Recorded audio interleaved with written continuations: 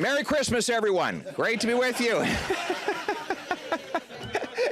The problem with having a bilingual room is they have to hear the speech twice and understand it both times. I'm glad to see you all in great spirits today. I hope you have a wonderful break with your families, a time to renew and rebuild your energy to come back in fighting form on behalf of Canadians. But it's also a time over Christmas to think of the less fortunate, those who have less, those who are struggling more. Unfortunately, those people are more numerous than ever before. 1 in 5 Canadians cutting meals because they can't afford the price of groceries. 1.5 million Canadians hitting food banks in a single month. Mothers putting water in their kids' milk because they cannot afford the price of groceries. This in Canada, with one of the most abundant supplies of farmland on planet Earth. And then there's housing. Young people stuck in their parents' basements even though they've done every single thing we asked them to do. Housing prices are going down, but monthly payments are going up, which means buyers and sellers are losing. Many Canadians fear they might not be able to pay their mortgages as the rates hit higher and higher.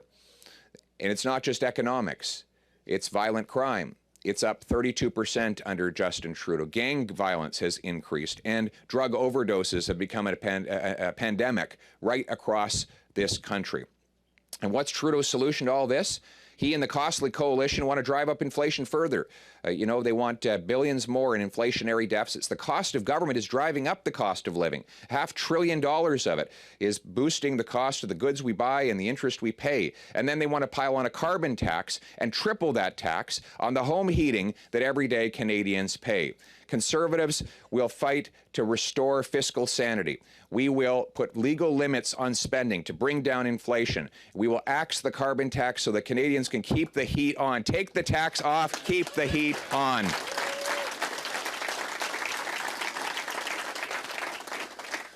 And we will stand up for the hardworking, law-abiding people who play by the rules in this country. We know that it's not Grandpa Joe's hunting rifle in Cape Breton or in Wainwright that is committing crimes in downtown Toronto. We know that the vast majority of guns used in crime are illegally smuggled into this country. 82% of gun crime is smuggled guns. None of that is going to be solved by banning these hunting rifles. Not a single solitary criminal is going to turn in their gun. So instead of putting time, money, and resources into attacking Indigenous people, hunters, and farmers, Conservatives will protect those people's rights and go after the real criminals to keep Canadians safe.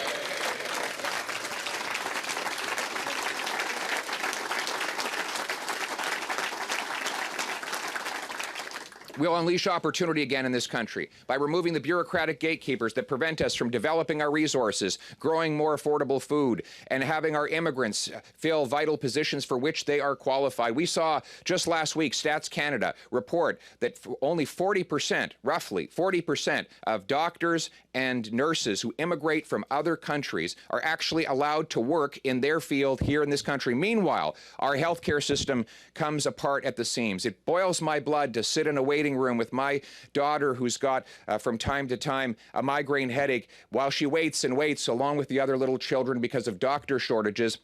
Meanwhile, we have thousands of immigrants who are trained and skilled and able to do these jobs that are banned from doing so from regulatory gatekeepers. We will work with the provinces to sign deals to get qualified immigrants licensed to practice within 60 days of applying. We'll back up small study loans so that they can take time off work to study up to the Canadian standard. And we'll make it possible for immigrants, future immigrants, to prepare to get licensed before they arrive in Canada in the first place.